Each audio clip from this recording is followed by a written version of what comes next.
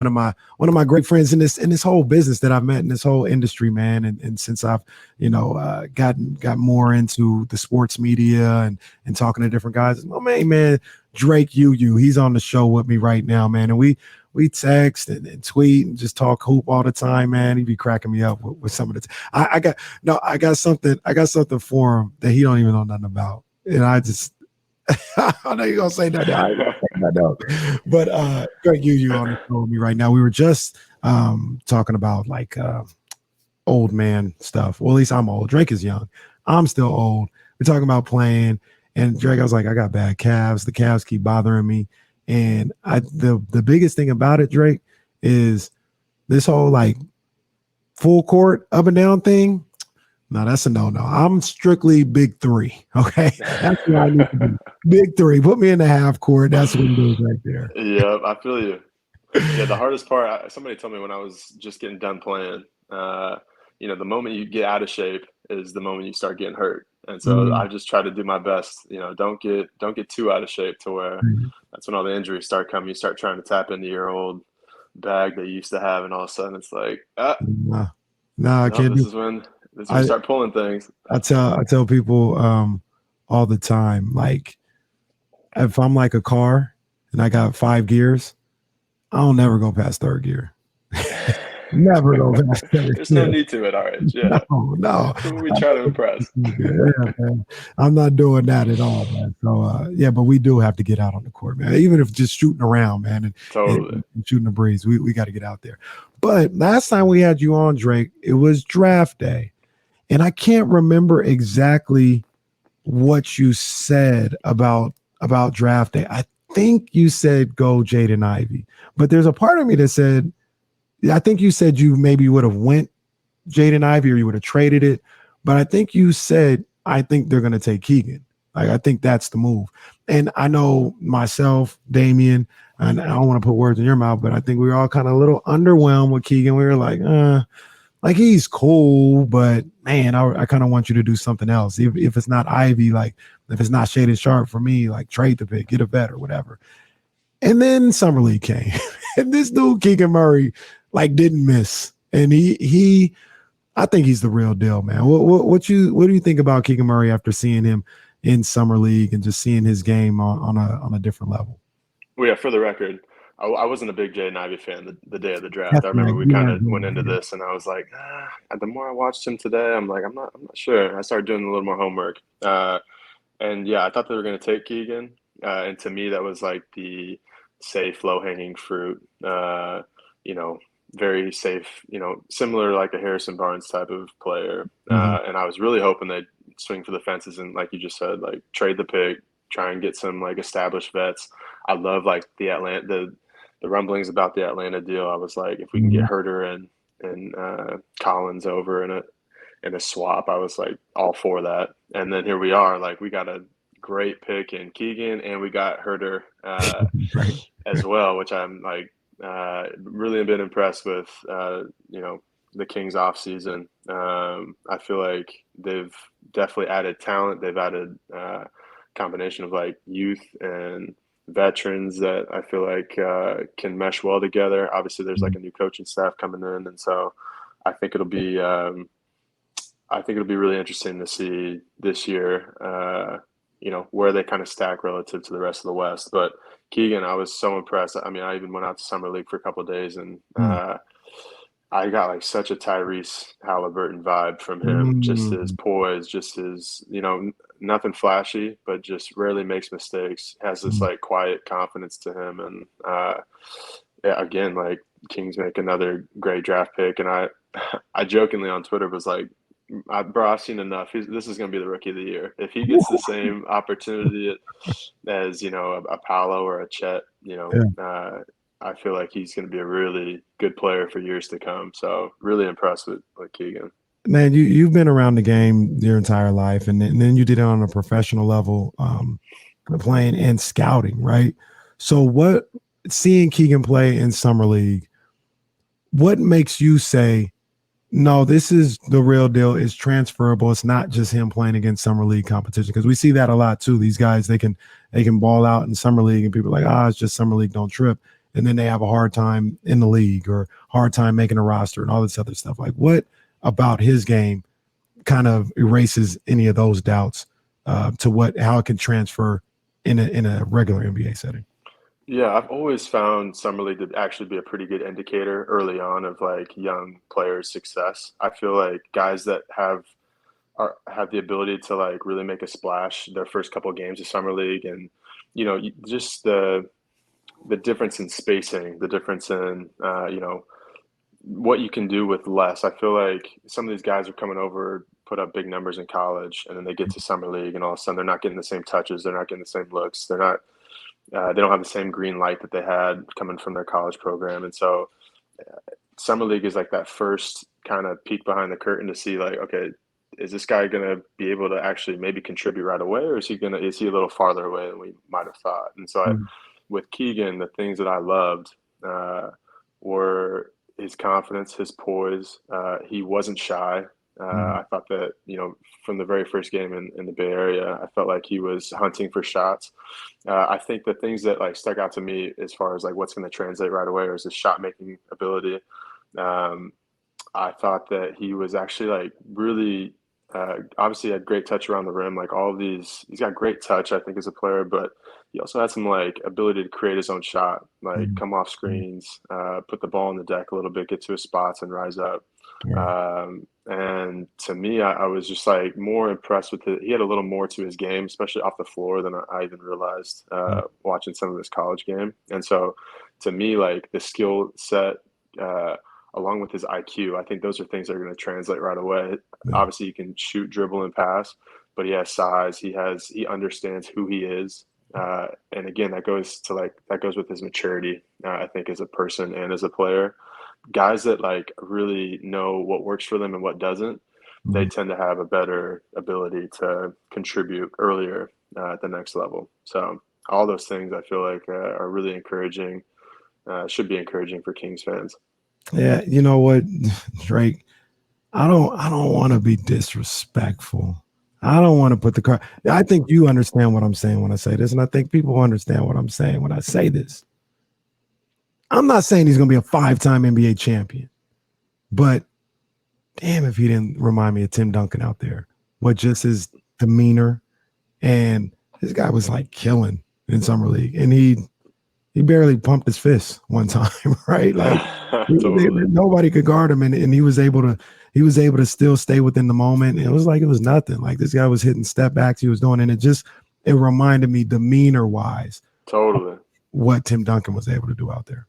Yeah, I love that comp. I feel like he's got the same type of swag too. Like he strikes me as the dude that's going to walk into an NBA facility. He's not going for all the Instagram clout. He's showing up in his tall tee and long jean shorts. Doesn't really he embraces who he is, and I love that about him. Exactly. Yeah, my main man Drake, you in here, professional scout on the pro and college level here on D-Lo and KC. The one thing I will say about Keegan that I'm not really seeing that some people are seeing is I think he's a 4. I think he's a stretch 4. That's where he's at. A lot of people are saying that he could play the 3. I've heard a lot of people talking about like he could be like Chris Middleton. And while he is better at shot creating than I probably gave him credit for coming into the summer, I don't think he's there with the handle. I don't think he's there with being able to get things off the bounce. And then when you talk about defensively, I'd have a hard time believing he could keep up with small forwards in this league. So I really wouldn't want to experiment with putting him at the 3 too often. But there are some people that think like, hey, he could play the 3 in this league. Do you see that from him at all? Yeah, I think it was Jordy at some point in summer league is like, let's just embrace his game right now and like worry about what he can become as he just continues to get comfortable in this league. And I feel like I'm with you. I feel like right now he's naturally a 4. I think that's where he's most comfortable. I think that if you look at 4s in today's league, having that stretchability and then like his potential playmaking ability and ability to put on the floor, like those are all kind of bonuses for me. But I think like his natural position's a 4 right now, and as his game develops, as his confidence develops, and he starts figuring out this league a little more, like I definitely could see him transitioning into more of a 3. And to be fair, I think Chris Middleton could be a good comp, but for where he's at right now, I think you just kind of embrace him. You put him in positions to succeed and kind of figure out what works for him and what doesn't at this level. And then down the road, I think, I might have been a little hesitant to like say I was on draft night. I thought he had like a very high floor, low ceiling. But I do think that like the upside with him is maybe he has some ability to slide over to the 3 more. You can play him with like some bigger lineups, or maybe he is, as he again matures and grows more confidence, maybe he is a guy that becomes like a ISO 3-man.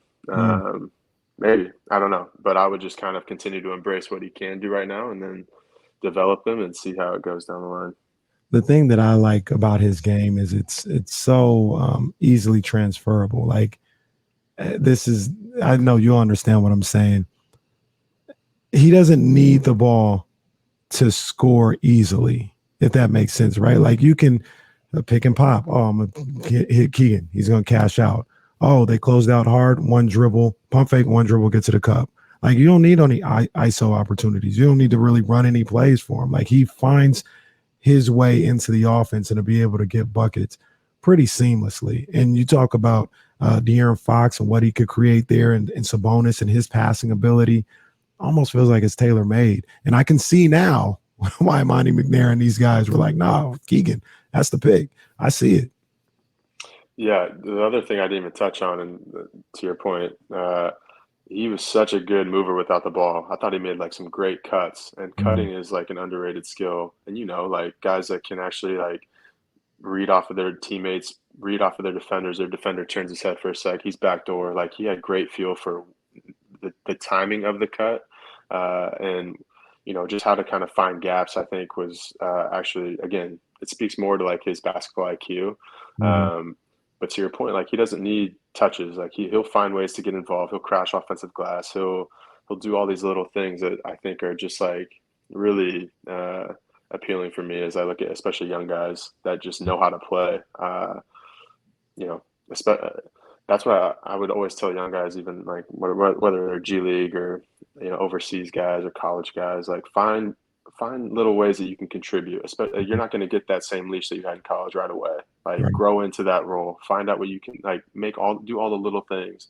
And I think that like Keegan he's super talented, but like him doing those little things and the dirty work early is not only going to gain respect from his teammates, but he'll find different ways to contribute. And I think day one. Yeah. And the thing that I really liked about it over the summer is he was able to do all this as the number one option. When he comes, at least this year, when he comes to this team, he's not going to be the number one option. Like there's gifts and curse to that. Like, yeah, you may not get as many shots, but you're also not going to get the attention of the other team defense. So you're going to be able to pick and choose your spots and get a bunch more wide open looks. And because of that, I think he's going to cash out a lot of the times. No, agreed. Yeah. You and we've got my man Drake UU here on D and KC. James is out, Damien's out. They'll be back soon. So it's KC and friends today, and this is my guy Drake UU right here. Talking about the other things that the Kings were able to do this offseason, getting Malik Monk, getting Kevin Huerter. You talked about how much you like Kevin Huerter, and I like him too, aka Kayvon, as they like to call him. That's why I like Kayvon. That's my favorite one. Yeah, they talk about red. Like, no. He got the Kayvon check mark from his teammates in Atlanta. I said that's the one we're going with. We're going with Kayvon. But and I love what he brings to the table. But I was really big on Malik Monk out of Kentucky, and I like what I saw from the Lakers when the Kings were able to make that move. I don't know, man. I feel like I'm not saying anybody thinks it's a bad deal. Like people have been positive about it, but I still kind of feel like people are selling Malik short a little bit about what he can do and what he can contribute. I think he's poised to have a huge season this year. And I'm not saying like MVP or nothing like that, but here's a scenario I continue to see play out with Sacramento, and it's the gift and the curse. It's a double-edged sword, right? I think he's going to ball here in Sacramento. I think Monk is going to really hoop in his time here in Sacramento. And you only have him 2 years, and you're going to be put in a situation where it's like, damn, I wish you would have signed him to a 3-year deal, because now we got to pay him big time now. We can't lose him. Like, I think that's the way it's going to play. But I think he's going to play that good here in Sacramento. I think Malik is a little better all-around ball player than people kind of give him credit for.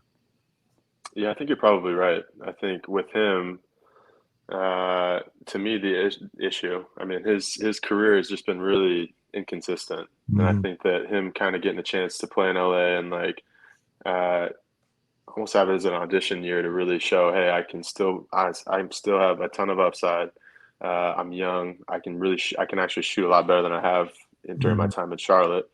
So this again is like kind of he has everything going for him to make that splash that I think you're talking about, and all the talent in the world. I think talent's never been the issue, but for him, it's always been about kind of the consistency factor. And for me, this is like he's got a clean slate, and he can do it with his boy Fox. I think that like sometimes change of scenery and a little more leash and runway for you, and he's he's older now, and so I think that like he's no longer a 20-year-old rookie or second-year guy who's trying to figure it out. Like, he's been around the block a little bit. He's still young, but his talent level, I think, is like super special. And so for the Kings to be able to kind of like, if they do get into the situation where they realize they have to pay him, I mean, I'd rather have that issue than not have him on the roster at all. And you're then overpaying to get somebody on board. So I feel like I'm excited about not only like, I thought that was like a low risk, high upside type move. And I'm looking forward to kind of seeing how all these pieces kind of work together.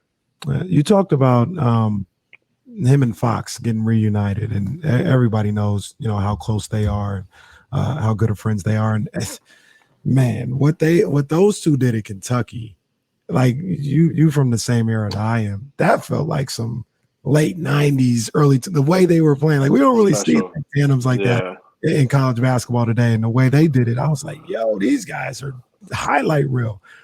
How much do you think that's going to help both players? I think Malik is going to do what he does, and he's going to feel comfortable here.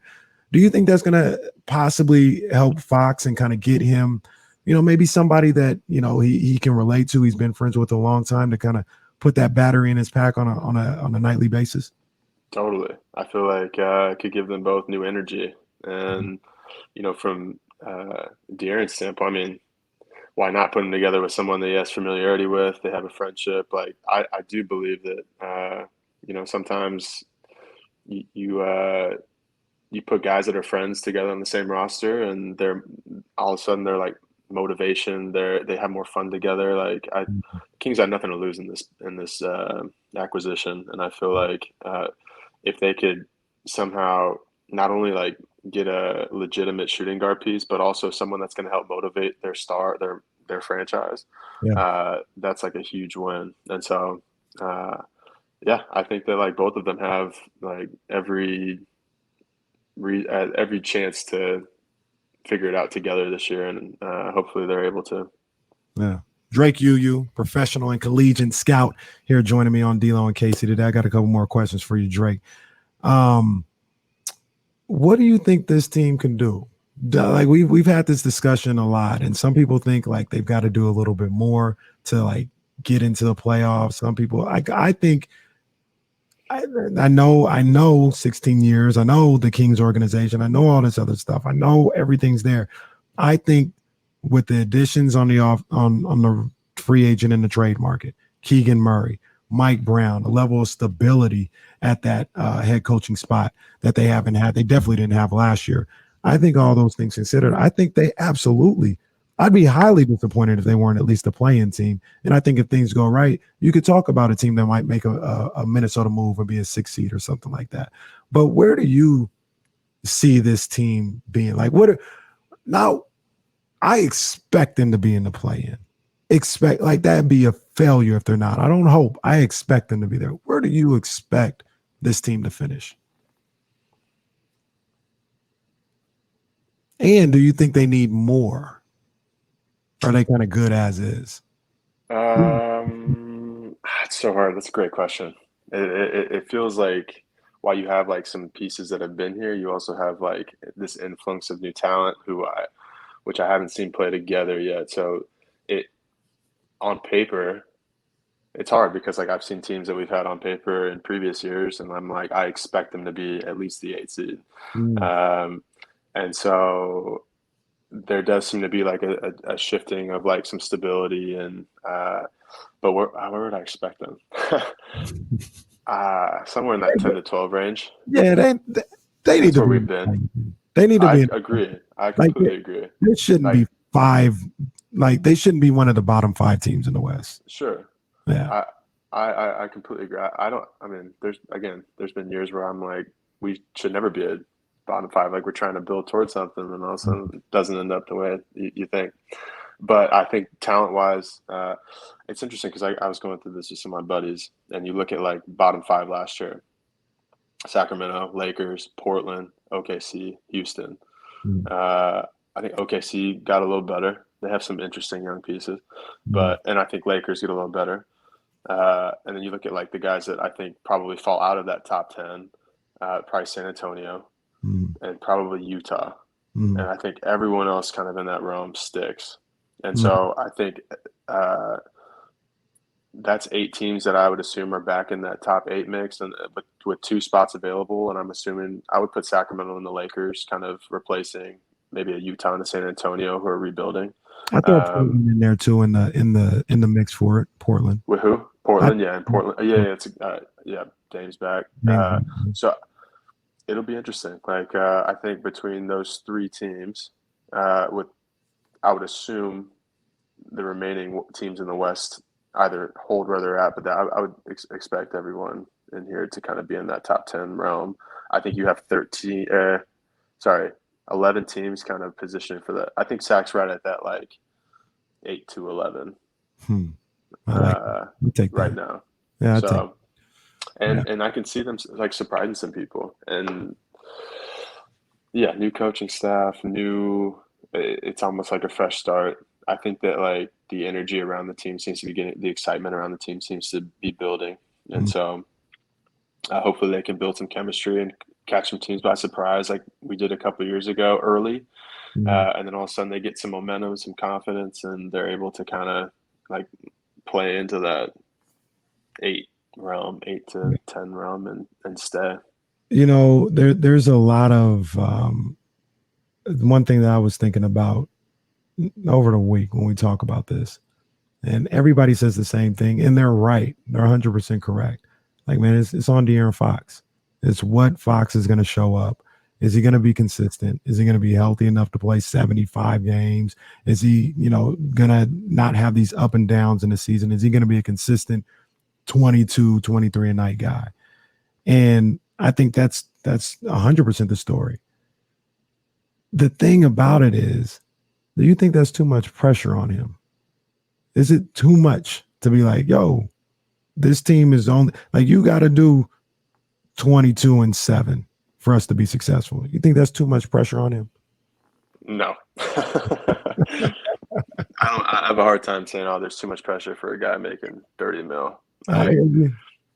it comes with the territory, and Mm. pressure is not. I mean, it's hooping. Like these guys, this is what you get paid for, and to me, that's where the frustration comes in at times when you have a guy that you believe in and you want to be a franchise guy, and like he's not necessarily getting you over the hump. And so I don't think he has pressure. And one thing I think that will help, I think this year he has help. I think Mm. he has the most help he's had in a couple of years, and hopefully, he's able to stay healthy. He's able to come into training camp fit and, with something to prove. I think Mm. that like he should, because at some point the organization, it falls on him, Mhm. and this is his team, and Yeah. so that's the nature of that's what comes with you being the franchise player. So I don't think I don't think it's like too much pressure for him. I think this is, and to be honest, like De'Aaron performs best when his back is against the wall, Mhm. when he feels like he has something to prove, Yeah. and he's always been that way. Like when something is like appears extremely challenging to him is I think when you get the best Fox. And so I'm hoping that and then like we talked about earlier, he gets like some familiar faces around him, some coaches that can maybe connect with, some new coaches they can connect with, and so I don't think it's too much pressure at all. I like that. On the flip side to that as well, though, when people say it's all on Fox, and like I said, I feel the same way. I mean, that's the guy right now. For some people, for better or for worse, that's the guy. You better hope he figures it out if you want this franchise to be successful. So I agree with you 100%. At the same time, I look at the center position, and I'm like, damn, we just be sleeping on Domantas Sabonis. This dude is 19 and 12 and 6. And we just acting like, oh man, well, it's kind of all they got is De'Aaron Fox. Like, what? Domantas Sabonis is that I think he could have a huge season this year too. Agreed. And you know what? Like, that's a great point. While it is De'Aaron's team because he's been here and we've given him all that money. Sabonis to me might be the most consistent staple that the Kings have right now. Just having that like ultra reliable big who produces night in, night out, ultra durable.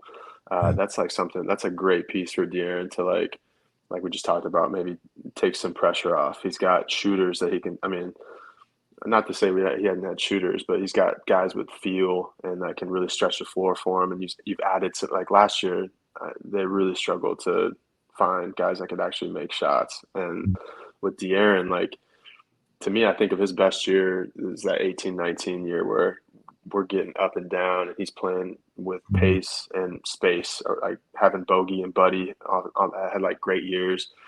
Iman was shooting the ball well. Like we were just running, and he had the ability to just basically run teams out the gym. That's when he's able to be at his best. And so I feel like we're getting some more of that this year, but with like Sabonis, basically. I mean, that's a great piece. Drake, you professional and collegiate scout. He's bringing down the home stretch for me real quick. I got a couple questions because I said we're going to talk about just basketball in general, NBA in general. I want to pick your brains on a couple things. It's going to be a bit of a segue because my son actually, who's like now like getting into like hoop and the NBA and all this other stuff, he watches all these videos on YouTube about all these NBA players, right? He's 9. And he asked me the simplest question the other day, and it kind of had me a little stuck. He said, Dad, who's the most underrated player in the league right now? And I was like, that's a good question. Like I had to think about it. Now, here was the surprise a little bit. You ain't got to say nothing. My first thought, this isn't my final answer, but my first thought was, I think it might be De'Aaron Fox. Because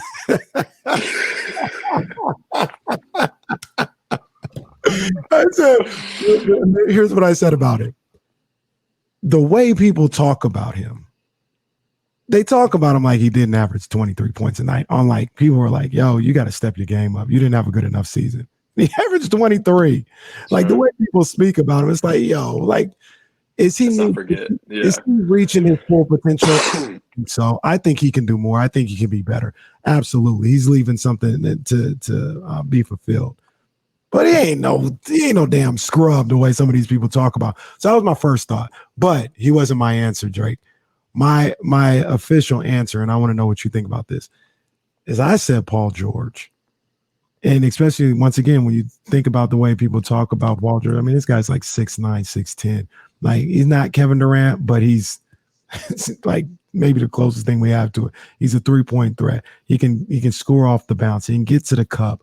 I mean, I said my final answer was Paul George. Who in your opinion is the most underrated player in the game? Gosh, I feel like I again, in these different group chats I'm in, this question comes up, and now that I'm on the spot, I'm like, gosh dang, who did I used to say?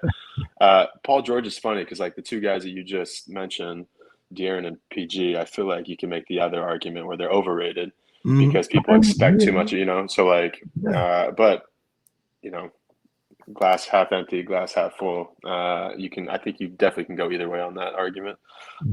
Funny enough, like I've always thought Kevin Huerter was a little underrated. That was where my mind initially went. I mean, Possible Desmond breakout Bane's year gotten a for little Huerter? better. What's that? Possible breakout year for Huerter out here in Sac? I think so. Yeah, I think he can like have some ability to make some noise here and kind of establish himself. He was in kind of a logjam with Atlanta. I think you look at all the plethora of like wings and shooting guards that they had. I think his ability to kind of make a splash. I mean, I like the runway that he has here. Des Bane, I think, is like he's kind of put himself on the map more like within the last year, but I've always kind of thought he was a little underrated. I asked James Ham this question, and his answer was Jokic.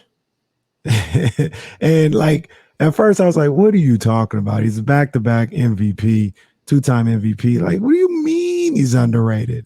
And when he broke it down, it did kind of make sense because it's like if you have somebody right now who are the top 5 players in the game today, there'll be a good amount of people who don't say Jokic. Totally. You know what I mean? They'll be like, nah, he's not in there. And this guy, statistically, you talk about some of the seasons that he's just had these last 2 years, historic seasons, and he's a 2-time MVP. And I mean, not for me, but for other people, they would put Embiid ahead of him, or maybe I don't know, take your pick of whatever player still ahead of Jokic. And it's like, man, kind of does get disrespected in some respect as a 2-time MVP. Yeah, that's such a good point. I mean, again, it goes back to like, how could you ever say that he's like a star is underrated? But I do think that you're right. The respect level that he never gets, I feel like, for whatever reason, you say top 5, and sometimes his name won't even come up. I think you can. I mean, Giannis seems to get a little disrespected too when it comes to like how good like. So yeah, I think where I look at that question, I'm like, and I've had conversations with people too about like if I were to make a bet on a young player making like a James Harden like leap, if you were to like give this kid more freedom on a different team, like who would that be? And even before Jordan Poole had this breakout year, I would have said like a Jordan Poole, Tyler Herro. I could see making like a big leap if he were to get some like real freedom to have his own show. Darius Garland, I thought, again, before Sexton got hurt, I loved his like Kevin Porter Jr. I love like some of these guys that just have like special shift, special like talent to where I would love to see what it would look like if they're given like a little more, whether it's like structure or like freedom to be like the main guy.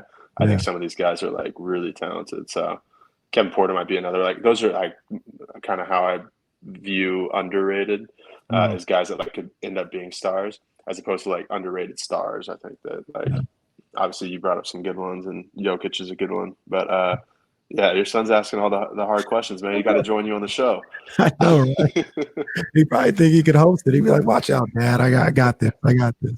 Last question before I get you out of here, Drake, man. I appreciate, how generous you've been with your time. Just a real quick one. Kevin Durant, Donovan Mitchell, are they on the Nets and Jazz respectively when the season starts? I think Kevin Durant is on the Nets. I would, if I had to choose between one of the two, I could see maybe Donovan getting moved sooner. But who knows? I mean, both their asking prices are so high. Like, I think if I had to bet on it, I would say that they start the year. I think teams' asking prices are always crazy in the summertime, and there's no real rush to trade them until February. So if I had to bet, like I bet they are on the roster opening day, and whether they're playing or sitting, like I'm not entirely sure. But if I had to bet, I bet they both are on their rosters opening night. What about you? I think KD stays. I feel like Donovan's going to the Knicks in the next like month. Yeah, I think the Knicks will be pressed to make that deal. The Knicks aren't going to want to wait until February. Yeah, they want to start the season with a bang, and I think they'll up the heat on making that deal. Wow. Yeah, that's a good call. Wow. It'll be interesting. Yeah, for sure. Drake, man, I appreciate you. Oh, before I go, you already know what it is. I know you know people in high places. If the young Stojakovic wants to make a decision on D'Lo and KC, hey, you already know it's nothing. Just tell him to come on here with the 3 hats. He can do it right here on D'Lo and KC. Perfect. With an NIL deal. There we go. There we go, man. Drake, man, thank you so much for hopping on, man. Came in a crunch too, man. I appreciate you, big dog. No, anytime, man. Always fun, KC.